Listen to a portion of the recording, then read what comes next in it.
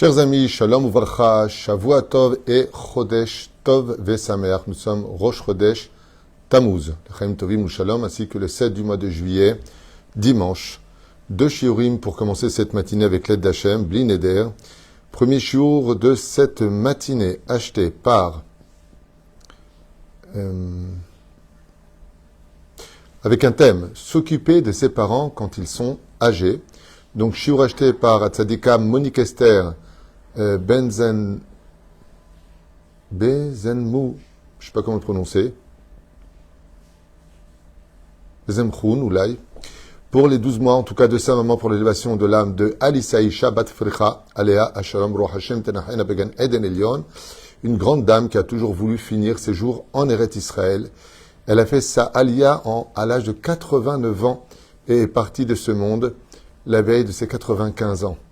Baruch Hashem Zarta, Lichiot Shesh Shanim Baaretz, 6 ans en Israël, une grande dame qui nous manque, un bon zivug aussi agoun pour sa fille Sharon Chanabat Esther. Elle demande aussi un bon accouchement et santé pour sa fille Anatlea Bat Esther, avec un beau bébé en bonne santé si Dieu veut. Elle demande aussi que ce shiur soit pour l'élévation de l'âme de son papa Yitzhak Ben Nejma, pour la protection de son gendre qui est Chayal Raphaël Yosef Pinchas Ben Sarah, ainsi que tous les Chayalim, et pour l'élévation de l'âme aussi de Martine Sultana Bat Anet Rana, ainsi que pour la réussite et la Parnassa, Tova, pour son mari Mesaoud Ben Shimon Ephraim, et bien sûr pour finir la libération de tous les otages, une grande refroidissement pour tous les blessés, Achlama Meira, Briv de Tanarichut Yamim, Vala Kolirat Shamaim. Alors je comprends que, Baruch Hashem, nous les Tunisiens, dans notre Minagim, quand une personne dépasse les 80 ans, on chante Bar Yochai, 95 ans, c'est un livre d'histoire. Une grande dame qui nous a quittés, Alice Aisha Bat Fricha Alea Shalom. Il raisonne que le mérite de notre étude, Yagen Alehem, Bacher Usham, Yishuot Benechamot, et qu'elle remplisse toutes les conditions de la demande de Monique Esther, Bezrat Hashem, Ben Semchoun, si je l'ai bien prononcé, avec l'aide d'Hachem. J'ai un problème avec les prénoms déjà à la base, alors de les lire, on commence tout de suite notre premier shiur donc avec cette demande. S'occuper de ses parents âgés. Alors c'est un titre qui est très bizarre parce que il aurait suffi de dire le respect des parents. Allez, on reparle et on reparle du respect des parents. Réponse non. Elle a bien raison de demander ce thème précis. Car même dans le respect des parents, il y a des âges qui vont différencier, qui vont demander beaucoup plus d'efforts, beaucoup plus de vigilance, de contrôle de nos émotions et surtout, beaucoup plus de recul. Je dirais que plus nos parents vieillissent et plus il faut adapter une psychologie qui correspond à leur âge. Car effectivement, quand on a des parents plutôt jeunes, eh bien ce n'est pas du tout la même chose que quand ils sont âgés. Le cycle de la vie ramène les parents, qui sont nés bébés, au fur et à mesure de l'âge, à redevenir des bébés. Le bébé fait sur lui, ils ont des pertes. Le bébé ne se rappelle pas, eux non plus. Le bébé n'a pas de dents, et ils les perdent. Le bébé vient pas avec beaucoup de cheveux en général, ils perdent leurs cheveux. Le cycle de la vie ramène l'enfant qui a grandi et qui est devenu âgé à redevenir quelque part un enfant âgé. Et donc quand on a du respect pour nos parents, tant qu'ils sont parents frais, c'est facile de les respecter parce que leur poste, leur rôle, ils l'assument.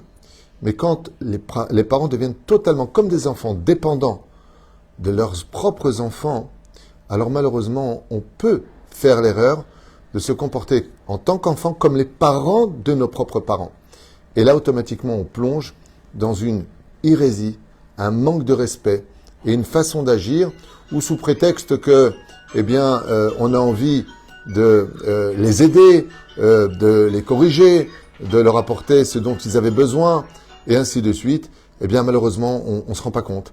Mais on leur parle mal, on leur manque de respect, on a une approche qui est beaucoup trop virulente. Et je vous invite à rentrer dans quelques points, Bezrat Hashem Yitbarach, que je vous conseille de noter, puisque je vous ai noté personnellement 10 points, tous référencés, à vous lire pour ceux qui veulent l'entendre. Écoutez bien ce shiur, parce que longue vie pour nos parents, mais aussi vigilance pour les enfants.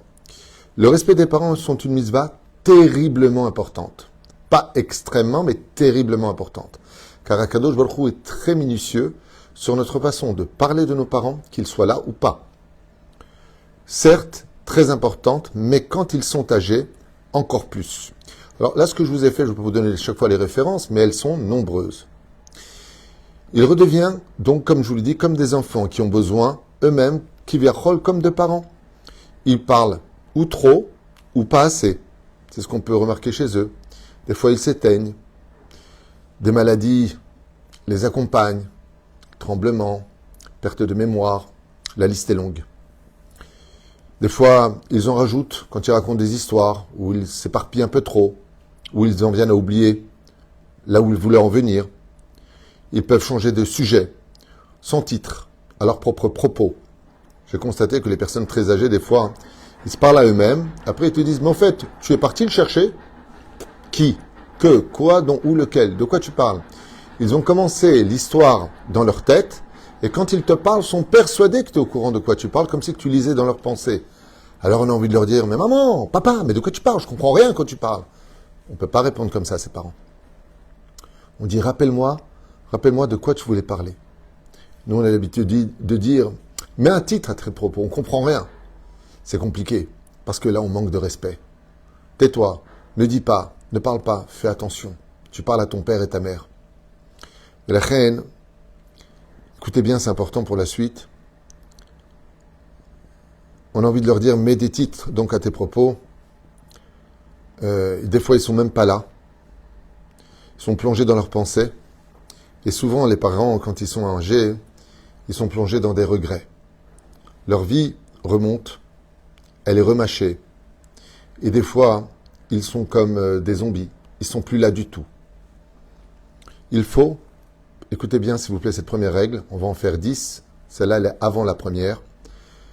Impératif de cesser de les corriger, de leur couper la parole, de les interrompre en leur disant qu'ils disent n'importe quoi, inventent, rajoutent, mentent ou oublient. C'est interdit de le dire à nos parents al-pi halakha. Celui qui craint Dieu et qui a des parents qui des fois en rajoutent, des fois en retirent, sauf si c'est une question d'halakha. Mais si elle raconte une histoire, bon Omar qu'elle a rajouté quelque chose, ou alors que Chazve Shalom, dans son récit, elle va nuire à un nom d'une personne, dans ce cas-là, elle dit, ma maman, il me semblerait qu'elle n'était pas présente, cette personne, tu sais. C'est comme ça qu'on répond. On ne vient pas lui dire, pas du tout, mais il n'était pas là, tu dis n'importe quoi. C'est un manque de respect, ça se paye très cher dans le monde d'en haut. Malheureusement, pour ceux qui ne le savent pas. Et faire preuve toujours, quand on va voir ses parents âgés, s'armer de patience et de tolérance. Ceci n'est pas facultatif, mais une obligation. Car nos réflexions leur rappellent leurs défections et leurs manques. Et donc on les afflige parce qu'on leur rappelle que c'est pas ça, qu'ils rajoutent, qu'ils se trompent. Alors ils disent, alors quoi, j'ai perdu la tête? Et on les a blessés. À la limite, ce n'est pas aux enfants d'agir. Le grand frère, s'il est encore vivant, ou quelqu'un d'autre, mais le respect des parents ne nous permet pas, sous prétexte qu'on veut leur rendre service, qu'on va dépasser des lignes rouges. Et ça, c'est extrêmement grave. Alors on y va. Mais juste avant d'y aller, j'aimerais relever un point qui est un sujet à conflit très fréquent dans beaucoup de familles juives, entre autres. On a envie de dire des fois tes parents ou ta femme, ou ta famille. Alors, qu'est-ce que ça veut dire? C'est vrai qu'on a le respect des parents, mais il y a marqué dans la Torah, Ya'azov ish et aviv et imo, ve'yitbag beishto, ve'yu lebasar echad. Il y a lieu, effectivement, quand on se marie, de se séparer de sa famille un petit peu, pour créer sa propre famille. Alors le résultat, il est que des fois, eh bien, on va plus s'occuper de sa mère que de sa propre femme, ou de ses propres enfants, ou de sa propre famille. Et donc, au lieu de créer une ambiance où la famille profite de la mitzvah, par exemple, du mari, ou de la femme qui va s'occuper de sa maman pour la mitzvah du kibbutz avaim, eh bien, ça devient une mitzvah sur le dos d'une avera. Ça veut dire que la femme pleure, et la mère est heureuse parce qu'elle a son fils. Ou la femme est heureuse, mais la mère pleure parce qu'elle n'a pas son fils, qu'elle a élevé. Donc, il va falloir vraiment trouver des solutions de telle façon à ce que Be'ezrat Hashem, tout le monde soit satisfait. Il est impératif de ne pas donner priorité comme l'un comme à l'autre. Priorité, shlom bait. Et qu'est-ce qu'on fait pour la maman? En davar kazeh chas v'shalom, qu'on n'entende jamais ce genre de choses, c'est ou ta mère ou moi. En davar kazeh chas v'shalom. S'il y a des problèmes, il y a des problèmes, c'est sûr. Il faudra les régler, il faudra avoir des discussions, il faut aussi imposer des lois pour que chacun puisse se sentir un tant soit peu chez soi. Alors, il ne faut pas que ce soit toujours les mêmes. Quand on a la chance d'avoir plusieurs enfants, c'est pas possible que ce soit toujours le même qui fasse tout. Ça crée aussi des discordes au sein de la famille. Donc il faut se relayer. Comme moi, ce Shabbat qui a eu le mérite de venir faire à Natania le Shabbat avec ma maman, que je remercie du fond du cœur. Ilan aussi pour Sidi Fresh, on a fait un shiur très sympathique. Merci à vous tous d'être venus ce Shabbat à Sidi Fresh à Natania. Et Bezrat Hashem, voilà, on est là un petit peu, on s'occupe d'elle, on va la sortir tout à l'heure. Donnez le plus de joie à vos parents, parce qu'aujourd'hui ils sont là et demain, eh bien on regrettera ces moments où on aurait pu être près d'eux, leur donner un sourire, un peu de réconfort, d'amour dont ils ont tellement besoin. Et d'ailleurs on commence avec cela. Première chose à retenir quand on a des parents âgés, ils sont beaucoup plus sensibles. Plus une personne avance dans l'âge, prenons le cas de certaines personnes, quand ils étaient jeunes, ils adoraient leurs petits-enfants. Plus une personne devient âgée, et moins elle supporte les petits-enfants. Elle n'a plus la patience, elle n'a pas la force de ranger, elle n'a pas la tolérance qu'elle avait avant. Il y a une sensibilité dans la vieillesse qui va s'expliquer par la suite, qui demande une double vigilance quand on leur parle. Car les parents sont empreints d'une énorme et extrême sensibilité. Beaucoup de contrariétés leur tapent à la porte. Beaucoup, comme la dépendance, la douleur, la maladie, souvent la solitude et bien d'autres éléments. Deuxièmement, sachez que vos parents ont besoin de vos visites et de votre amour. Quand on va voir ses parents, c'est pas pour profiter d'eux, c'est pour leur donner du profit. Sortez-les, parlez-leur, laissez-leur finir leurs histoires, même si ça vous intéresse pas, même si vous connaissez 1000 fois. Eux, ça leur fait du bien, vous êtes là pour eux. Ne l'oubliez pas. Troisième condition, c'est l'occasion pour les enfants de rendre aux parents les soins qu'ils nous ont prodigués quand nous étions nous-mêmes dans leurs bras bébés. Vous savez, c'est un grand mérite d'avoir des parents, de les avoir connus, parce que la mitzvah du Kibbout Av Va'em est hors du commun. Mais on ne peut pas leur rendre tout l'amour qu'ils nous ont donné quand on était enfant. Le biberon qu'ils nous mettaient dans la bouche, l'euro qu'ils nous ont fait faire, combien de fois nos parents nous ont changé nos couches. Les rabotés nous disent, Mida keneged Mida, celui qui a des mérites d'avoir des parents qui sont âgés, aura aussi l'occasion de pouvoir rendre un tout petit peu de l'investissement des parents qui lui ont donné, alors que lui n'était qu'un bébé dans l'inconscience, du bien qu'on lui prodiguait chaque jour. Alors toi aussi maintenant, fais ce qu'il faut vis-à-vis de tes parents, bien sûr. On ne découvrira pas la nudité de ses parents, mais il faut les aider, les prendre dans les bras, leur donner tout ce dont ils ont besoin, quitte à leur donner à la cuillère leur soupe dans la bouche. N'oublie pas qu'eux l'ont fait pour te faire grandir. Quatrième, évite de donner tes mitzvot à des étrangers. Vous connaissez ça? On va prendre une maison de retraite, on va prendre une personne à domicile. Alors, quand on n'a pas le choix, c'est mieux que rien. Mais si tu peux le faire, si tu peux garder ta mère près de toi, si tu peux, qu'il n'y a pas de problème de schlambaïd, qu'il n'y a pas de problème médical, il y a aussi un problème médical qui intervient. Le fils qui est avec sa femme, elle ne peut pas non plus s'occuper et de la maison et de la mère. Il faut remettre les choses dans leur contexte. Comme on l'a dit, on ne met pas des charges prépondérantes qui risqueraient de détruire une famille. Alors pour sauver la maman, on détruit toute une famille. Ce n'est pas ce que demande la Torah. Mais par contre, ce que demande la Torah, c'est qu'avant de jeter ta mère dans une maison de retraite, vois s'il n'y avait pas une autre solution. Et s'il y a une autre solution, alors fais-le. Et s'il n'y en a pas d'autre, mets-la, mais ne la laisse pas seule. Viens la voir, inquiète-toi pour elle, parle-lui le plus possible pour ne pas qu'elle se sente rejetée. Parce que elle, quand elle t'avait bébé, alors qu'elle travaillait aussi, elle t'a pas mis, elle, dans une pension. Elle t'a gardé près de toi. Sauf cas d'exception. Donc évite de donner. Alors qu'est-ce que ça veut dire? Vous voyez ma maman, que Dieu la bénisse, elle a une osérette. Elle a une femme qui est là à la maison, qui dort à la maison 24-24. Mais quand, par exemple, elle a besoin d'aller aux toilettes, ou qu'il faut la monter, ou qu'il faut lui faire Netilat Yadayim, alors je m'efforce tout de suite de me lever, de ne pas laisser la mitzvah à une étrangère, malgré tout. Pourquoi? Même s'il y a quelqu'un qui est là pour elle, efforce-toi, quand tu es présent, de ramasser le plus de mitzvot possible et de faire ce qu'elle fait. Toi, tu le fais bien sûr, tant que cela reste dans le cadre de la pudeur, ce qui nous interdirait de, par exemple, découvrir la nudité de nos parents. Cinquième, le seul réel bonheur que ressentent nos parents âgés, qui sont tellement investis pour nous faire grandir, c'est notre présence familiale qui devient leur plus grande richesse. Et oui, quand on est âgé, l'argent n'a plus le même effet du tout. Il n'y a plus rien qui nous attire. Je leur parle de vacances, mais je ne peux pas me lever, je suis fatigué, il fait trop chaud, il fait trop froid. Ils n'ont pas de richesse. Quand on arrive à un certain âge, Ils sont reliés à des médicaments, une télévision 24/24 allumée devant eux pour essayer de tuer le temps parce qu'ils n'ont plus les moyens de pouvoir l'occuper. Et ainsi donc, quelle est leur vraie richesse? Moi, je le vois chaque fois que Baruch Hashem vient l'anniversaire de notre maman, que Dieu la bénisse, qui a 88 ans. Eh bien, toute la famille réunie, au restaurant, on est avec elle, et elle me dit, ça, c'est mon vrai bonheur. De voir toute sa famille, ses enfants, leurs épouses. Quand tout le monde est bien réuni, ça fait de nos parents des rois et des reines. Même s'ils perdent la mémoire, même s'ils ont beaucoup d'oubli, sur tous les domaines, rien qu'une seule seconde de réaliser que sa famille est là pour elle, c'est le plus beau cadeau qu'on puisse leur offrir. D'où l'importance de bien profiter de chaque moment où la possibilité se présente. 6. Les souvenirs des dernières années avec eux sont d'une valeur inestimable pour nos mémoires. Effectivement, c'est ce que je viens de dire. Je l'ai écrit par rapport, par contre, non pas à une référence de livre, mais par rapport à une personne que j'avais entendue le jour où il a fait l'oraison funèbre de son père. Et cette personne voyageait beaucoup. Voyageait beaucoup, toujours occupé, toujours dans le business, toujours à la yeshiva, toujours. Il avait le temps dans rien, sauf dans ses priorités. Et quand on lui a annoncé la mort de son papa, j'étais présent. Il a pris le micro, il a parlé. Et ses paroles m'ont troublé parce qu'il disait, vous voyez, aujourd'hui j'ai perdu mon père et je viens de réaliser que j'aurais pu aller le voir beaucoup plus souvent, acheter plus de souvenirs, le sortir un peu plus. Mais maintenant c'est trop tard. Il l'a dit avec des torrents de larmes et il a demandé devant toute l'assemblée pardon à son père de ne pas avoir été plus présent. Et il l'a dit ouvertement. J'avais le temps pour acheter un appartement, j'avais le temps pour faire des voyages, j'avais le temps pour aller en vacances, j'avais le temps pour aller étudier, j'avais le temps. Mais je t'ai pas mis dans mes priorités. Papa, je te demande pardon.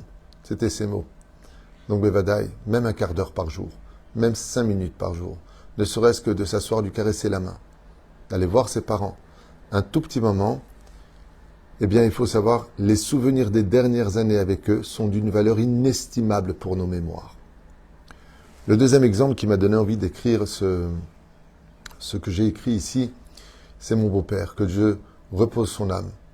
Je me souviens qu'à la fin de sa vie, il passait beaucoup de temps à l'hôpital et mon épouse me disait, qu'est-ce qu'on fait pour Shabbat? Je lui dis, mais va passer Shabbat avec lui, tu plaisantes? Moi, je vais me faire inviter, t'inquiète pas. Et elle faisait Shabbat souvent avec son père, pas qu'elle, aussi ses frères, ses sœurs, et Alav Shalom Sami Shmuel Ben Elisa. Et ma femme me racontait que son père se livrait et qu'il lui disait, tu sais, je regrette, je vous ai pas laissé beaucoup d'héritage, j'ai pas eu ceci, j'ai pas eu cela. Je sais pas pourquoi ma vie a été comme ça, mais en tout cas, je vous ai donné tout l'amour que je pouvais. Et ma femme m'a raconté que c'était des moments inoubliables. Et quand il est parti de ce monde, elle est partie avec cette satisfaction d'avoir été là jusqu'au dernier des derniers moments dans sa vie, d'être présent pour ce moment-là. Vous allez comprendre à quel point cela est important. 7e, la vieillesse les rapproche chaque jour de la mort qui les effraie, et ils y pensent. Mais notre amour pour eux, nos discussions les rassurent grandement. Alors, il y a aussi le côté thérapeutique et psychologique. Le fait d'aller les voir, c'est pas simplement un devoir familial et une mitzvah. Il y a aussi un médicament qui est que les personnes qui avancent dans l'âge savent très bien qu'ils n'en ont pas pour des milliers d'années. Ils le savent. Quand tu as 80 ans, 90 ans, 91 ans, 92 ans, chaque année, c'est déjà un miracle gamour d'être encore vivant. Ce qui fait qu'ils pensent à la mort. Et quand on vient les voir et qu'on est là près d'eux, on les fait rire et on leur raconte des choses, ce sont des moments où on leur donne l'opportunité de s'échapper de ces pensées terribles qui les effraient et même qui des fois les rendent inertes parce qu'ils se disent « mais qu'est-ce qui va se passer pour moi ?» La reine, très important de savoir que sur le domaine thérapeutique, la vieillesse les rapproche chaque jour de la mort, ce qui les effraie. Mais notre amour pour eux et nos discussions les rassurent grandement, car c'est pour eux une grande consolation de savoir qu'ils ne seront pas oubliés et qu'on est là pour eux jusqu'au dernier moment. 8e, quand les enfants viennent rendre régulièrement visite et leur parlent, et parlent avec leurs parents, cela permet de parler des dernières volontés d'héritage et de paix Bezrat Hashem. Comme on peut le constater, malheureusement, quand on laisse choir ses parents, après pour l'héritage, papa il m'a donné, maman il m'a donné, non tu as déjà pris, non tu n'as pas pris. Quand on va les voir, et c'est ce que j'avais dit une fois à quelqu'un, qui m'a dit qu'est-ce que je fais pour mon père, est-ce que je peux lui parler d'héritage, pas d'héritage, on n'a pas le code de la banque, est-ce que... Bah d'ailleurs qu'il faut y aller. Alors quoi, il va partir de ce monde et tout ça reste là-bas? Bien sûr qu'il faut parler. Et ça s'est passé dans beaucoup de familles. En allant voir les parents, la personne âgée lui dit, voilà, toi je te donne ma bague de son vivant, toi je te donne ceci, toi je te donne cela, ce qui évitera de terribles disputes. Et je peux vous dire que j'entends de terribles événements. Quand le mot je dis terrible, c'est catastrophique événement où des frères et des sœurs ne se parlent plus du tout à cause de l'héritage. Pourquoi? Parce que les parents n'ont pas été clairs. Parce que s'ils avaient fait les choses de leur vivant, il y aurait eu moins de disputes après leur mort. Et quand on se dispute sur terre, cela retourne les parents dans la tombe. D'où l'importance de mettre les points sur les i, d'aller voir ses parents aussi pour comprendre quelle est leur dernière volonté. Qu'est-ce qu'ils veulent léguer à qui et quoi. Neuvième, obtenir le pardon. Donc n'oubliez pas ce neuvième élément très important, obtenir le pardon de nos parents, de leur avoir répondu, de les avoir blessés, de régler ses comptes. C'est très important, mais attention, régler ses comptes avec tout le respect obligatoire.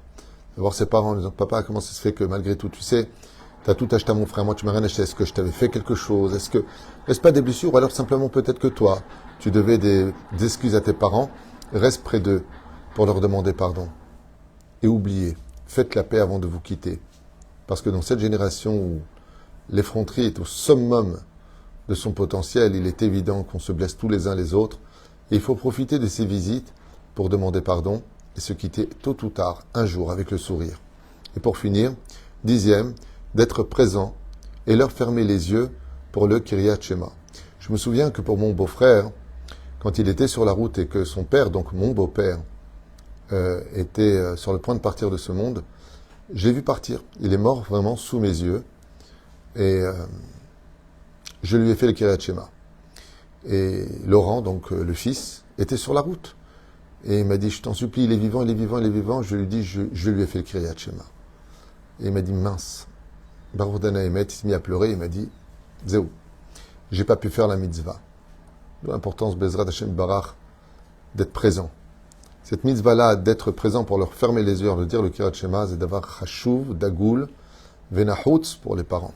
C'est très important que ce soit Dafka les enfants qui ferment les yeux des parents et qui fassent le Kiryat Shema pour que son âme s'envole dans le mérite d'avoir laissé des enfants sur le chemin de la Torah des mitzvot ou Bema'asim Tovim.